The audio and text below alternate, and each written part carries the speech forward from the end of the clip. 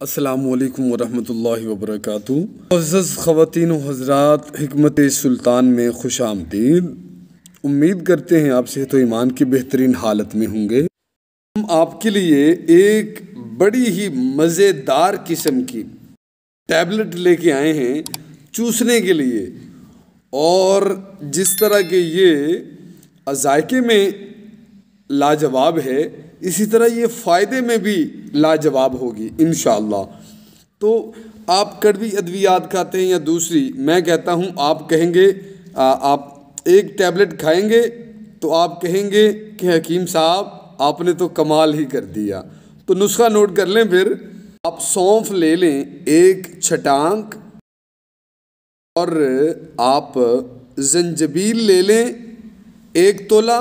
زنجبیل کہتے ہیں سنڈ کو، تو زنجبیل ایک تولہ لے لیں، اور فلفل سیاہ 3 ماشا لے لیں، اور فلفل سیاہ کہتے ہیں کالی مرچ کو، اور اسی طرح آپ فلفل دراز 2 تولہ لے لیں، اور ست پودینے کا ست یہ 2 ماشا لے لیں۔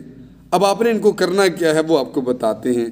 ان تمام چیزوں کو رگڑ کر آپس میں ملا لیں، اور ست پودینہ اس کے بعد ملائیں، سب سے بعد میں۔ اب آپ نے ست پودینہ بھی ملا دیا، اب آپ نے یہ کرنا ہے کہ گلقند ایک چھٹانک لے لیں، اور پھر اس کو رگڑنا شروع کر دیں۔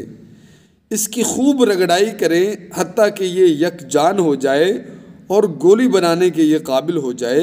ان کی گولیاں بنا لینی ہیں، یعنی چنے کے برابر آپ اس کی گولی بنا لیں۔ منہ میں آپ 2 گولیاں رکھ کر کھانے کے بعد یا جب آپ کا دل چاہے چوس لیا کریں۔ ایک تو یہ ذائقے میں لاجواب ہے، جہاں ذائقے میں یہ بے مثال ہے تو وہاں یہ فائدے میں بھی بے مثال ہے۔ تو آپ اس کو بنائیں اور استعمال کریں۔ کہتے ہیں نا ہاضمہ، پیٹ بڑھ جاتا ہے، اصل میں قصور ہاضمے کا نہیں ہوتا۔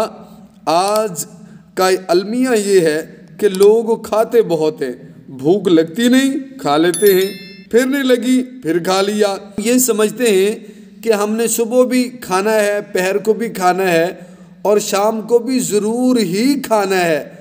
تو ایسا نہیں ہے، بلکہ جب بھوک لگے تب کھانا چاہیے۔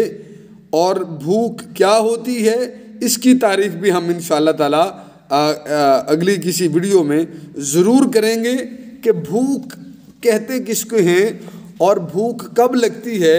جس کو ہم بھوک سمجھتے ہیں وہ در حقیقت بھوک نہیں ہوتی۔ بہرحال ان باتوں کو چھوڑیں، فی الحال آپ گولی کو انجوائے کریں۔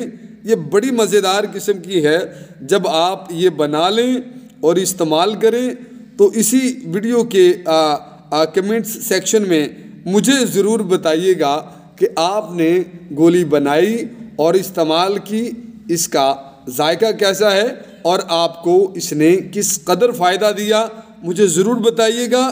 اللہ رب العزت تمام احباب کو، سننے والوں کو صحت و ایمان کی بہترین حالت میں رکھے۔ امید کرتے ہیں آپ ہماری کاوش کی ضرور قدر کریں گے۔ السلام علیکم ورحمۃ اللہ۔